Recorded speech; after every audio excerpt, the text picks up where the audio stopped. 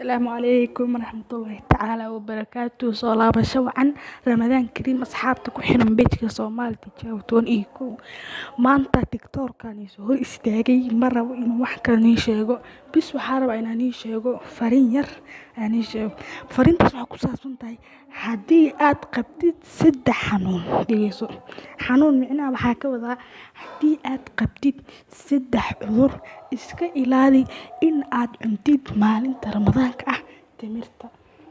Waa ognahay timirta adiga jirkaaga faa'iido badan ayay u leedahay, laakiin waxaa soo galayso meesha arrin muhiim ah. Haddii aad qabtid saddexdaas cudur, ka taxadir inaad cuntid timirta. Saddexda cudur intaan bilaabin walaal waa muhiim in aad adiga ra'yigaaga ku soo qortid kumadiga ayaamaha waa faaruq ra'yigaaga kumadiga ku soo qor anagana waa kaga soo jawaabaynaa waxaan nahay kii ka soo jawaaba marka ra'yigaaga waxaa ku soo qortaa danka kumadiga intaas dad ku soo gudbo xanuunka koowaad waa quumanka. dadka quunka qabo quumanka waxaa ka wada quumanka ka soo baxo nabraha meesha dadka quunka qabo Soomaali way yaqaan anigu u fasiray dadka quunka qabo waa in ay iska ilaaliyeen cunista timirta. xanuunka labaad timirta aan cunin waxaa ka mid ah dadka qabo sokorta.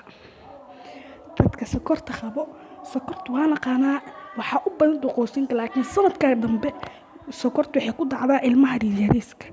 marka hadaa aad qabtid walaal sokor ka taxadir in aad cuntid timirta. xanuunka ugu dambeeya ee saddexaad ee aad ka taxadiraysid cunista timirta waxaa ka mid ah ilka